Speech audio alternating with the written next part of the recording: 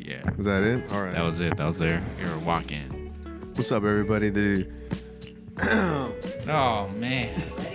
Dang. Already, all right. dude. Shit, Okay. You gotta have multiple takes, yo. This is what therapy house is. Take two. This is how we begin. This is how we start. Welcome to Therapy House, everybody. You ever wonder the behind the scenes look like? Who is my therapist? Do they have lives? Do they have experiences of their own? Are they not just those blank slates? So this is that podcast where we get to all just kind of share what it's like working in our mental health professions out here. Yeah, I always get questions from like therapists about what do I do? Like, who are you outside of a therapist? Like, what do you do? What are you about? But usually in therapy we can't delve into our individual lives with clients. But so this is a time where we can show really who we are as therapists and what we think and what we're about. Yeah, but not always professionals. Part of our jobs is like we have our lives too, and so how we got to deal with stuff. And so why don't we start it off, Jorge? Well, what's up, everybody? This is Jorge. I'm an associate marriage and family therapist in San Jose. I work in community-based, so shout out nonprofit work. Been working in mental health for 3 years now, going on my third year, and obviously came in just because I want to help people. I consider myself a helper, and I guess you could tune in a little bit more as we keep talking in the show and in this season, just as far as my journey through therapy. What about you, Lou? I think you have a little bit of a different position right now. You over there in eating disorder clinic. Let the people know who you are. Yeah. So my name is Luis Abbott. So right now I work currently in Santa Cruz, California at this eating disorder clinic called the Lotus Collaborative. So yeah, we just work with different types of eating disorders. We also have trauma track group also. So I also do trauma work with other clients. And a new thing that's going to be coming up, we're at the Lotus Collaborative / we have a sister type of clinic there called the Luminous Healing Center. We're going to be doing some research on MDMA and assisted psychotherapy and doing research around that amongst people that have complex trauma, people that have gone through all the therapy and tried out different medications and things don't work. And so we're going to be doing some research there, some groundbreaking work around that. So it's going to be exciting. It's going to be good stuff. But yeah, I've been there for the Lotus Collaborative for a little over a year and a half. But before that, I was working at Community Mental Health, and that's where I met John and Jeremiah. They'll introduce themselves later. And then I met Jorge through John, and Jeremy also through John. Yeah, that's a little, and you'll hear more about what's going on there at the Lotus Collaborative and the work I do there. So I'm Jonathan. A lot of people will be calling me John right here. That's if you're close to me, you're probably going to be calling me that too. I'm Starlight Community Services Mental Health Specialist 2. I work in the intensive outpatient department, so we work a lot with like trauma, anxiety, depression, just the run-of-the-mill mental health stuff, but a little bit more intensive. We deal a little bit with crisis, but we definitely dealing with some acting outers, a lot of that externalizing behavior, some substance use, skipping school, a little bit more intense. Definitely using that community-based approach. I do a lot of physical activity with my clients in terms of going out in the community, meeting them, trying to get a bite to eat. Taking them on a drive, walking and talking, so a little bit of therapy that doesn't look as traditional compared to somebody who's sitting in a room all day. Definitely going to be coming at clients with more of that existential approach too, trying to be like that partner, that teammate along their journey into the unknown. So definitely not going to bring that blank slate. So my therapy looks a little bit different, but just in general, trying to reach out to the teenage youth out there. They're trying to develop their identity and just trying to see where they're at in life. I've been doing this for about 2.5 years, going on 3 at Starlight. Before I did a Cristo Rey Jesuit high school little internship, a little practicum for those BBS people out there that know what practicum is. But yeah, got my AMFT license and on my way to collecting my hours for the full MFT. That's a marriage and family therapist. That's Yeah, right. So I was about to say, yo, you dropping some psychobabble on there tough. So we gotta slide it back a little bit. We My get man, you though. We get you. What is We all therapists. existentialism? What is Because I know we existentialism? was joking around about how we would have some dude in the corner like beep beep beep. Well, what the fuck is that? Well, I don't want to give it all away right now. We're going to go deeper you into... wanna save the goodies for later. Oh, What you that's saying? right. That's right. You know, we got to keep the people hooked out here. We can't Oh, just go into all the topics all at once. But I mean, for those of you out there, you know, whether you coming from an art perspective or a therapeutic perspective, I mean, existentialism is a lot about like identity and forming who you are, whether you have to find meaning or create your own meaning. But that's what a lot of the therapy that I do is based on. It's just trying to explore those values and seeing if your life is leading in that direction that you desire. If it's not, it's time to change that. Who are you? Get them on the reel, beat them later. Yeah, man. John's going to be The asking meaning those of of you, life and all that and what have you. What are you about? what do you mean? You definitely gonna get challenged if you working with me in therapy. Ain't no doubt about that. Oh damn. Oh, John's Look at that crazy. work. I know. Oh, John, damn. I've heard he going at it clients at times, but confidentiality though. Confidentiality.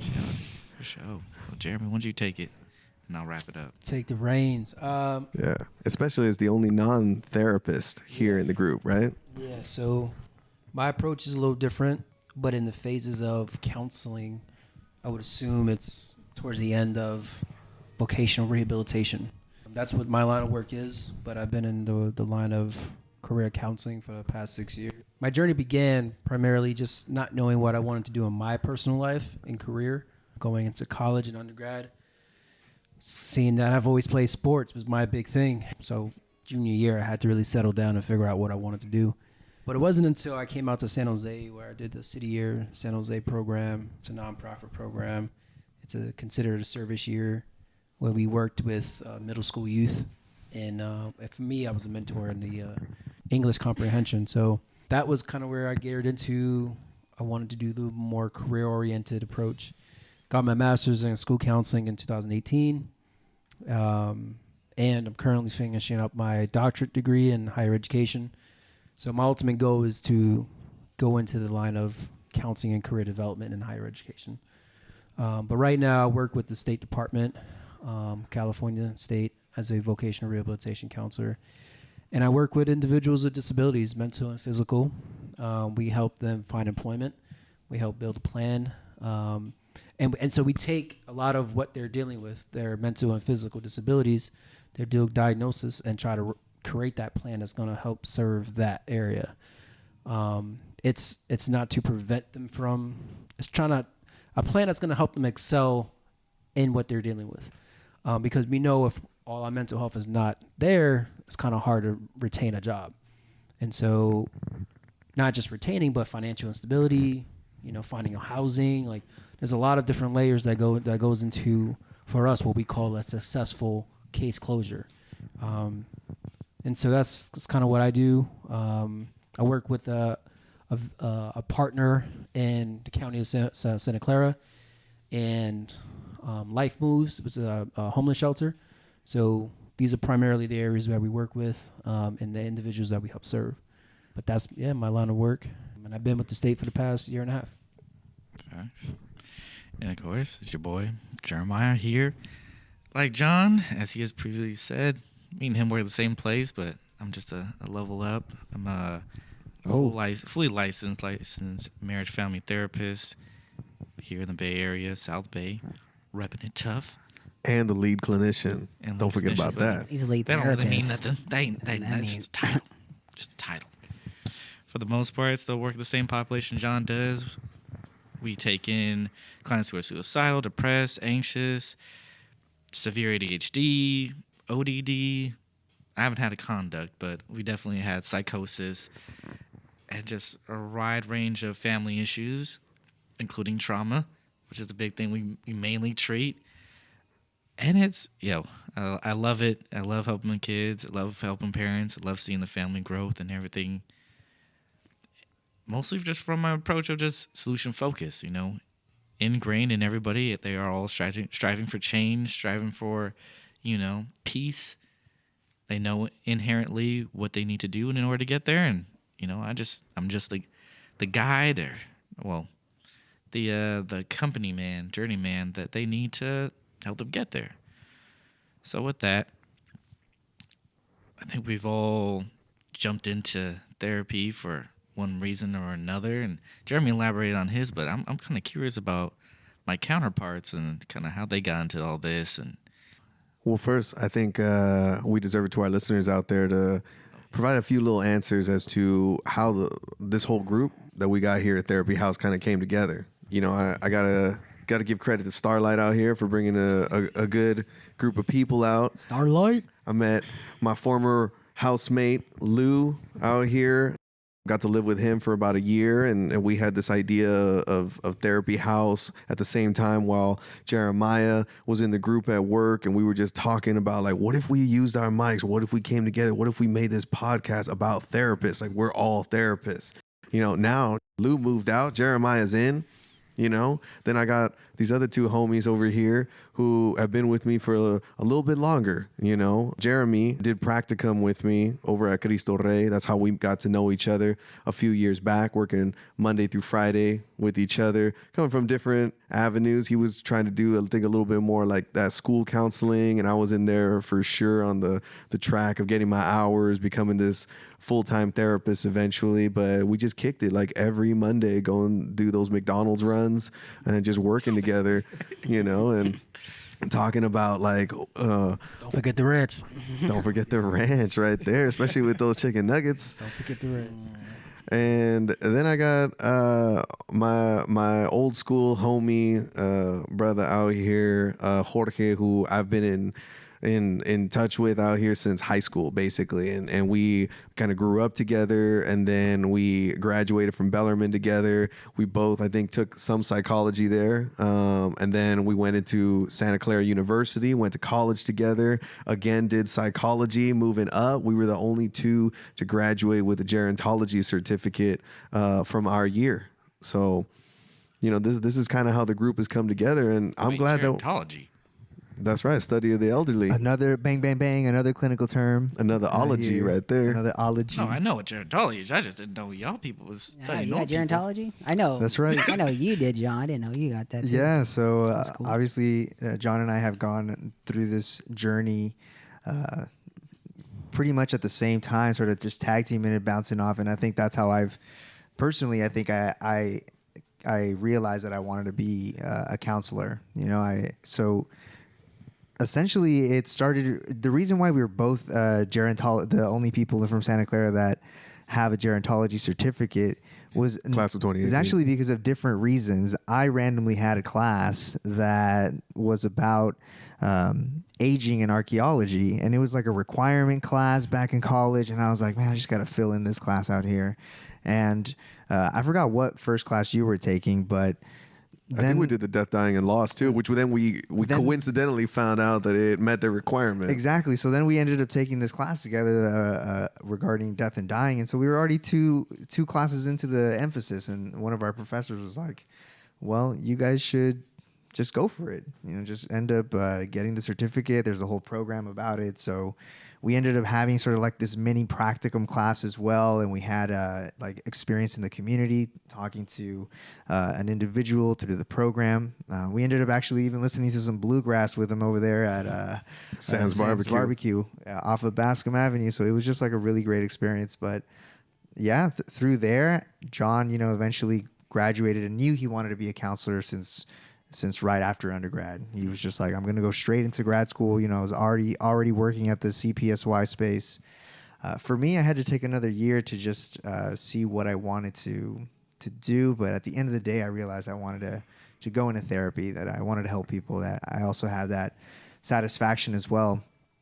And, currently I'm working in preventative care, which I think speaks to the experience that I have had outside of therapy, right? Just being a kind of like a a counselor, not necessarily like a coach, but like always like kind of like checking in on kids, whether it's like through after school programs or anything like that. But yeah, it's been a crazy journey. And then from there, getting to know each one of you, whether it was essentially through John, all of the branches. This guy's the middle. Yeah, But he's he's been just the middleman for this whole thing. Well, I appreciate that, but I think also part of this therapy house has also been this house. I got to finally move out and shared this place with Lou, was formerly known as Chill House. Then right now with Jeremy and Jeremiah both here, now it's kind of converted into J House. And we always had this idea of therapy house. I mean, I think this idea goes years back in the making, and just thinking about this. What if we could have these behind the scenes look? What if we, actually got on the mic and talked about some of the things that we normally talk about together. I was about to say, this is already kind of like our chill out sessions when we're hanging out. When we just venting about that crazy session that we had that day, or just some ludicrous parent out here that expecting too much, or, some random stuff that happened in the community, just whatever it is, it just kind of come home. And then I remember going with Lou out here and just being like, bro, you will not imagine the day that I had. I know how many times we just come home and just like stressed out or frustrated, and we just like vent and talk about the client that we had for the day, and just talk about that and just really just let it out. And, it also feels good because, you have someone that understands and gets it. And so you're able to you're able to know what's going on, which is great. And this is, I think, that's what you're kind of going to get in this podcast, kind of like these conversations, these off the record kind of conversations we have. And so you get to hear a little bit of that, of those conversations.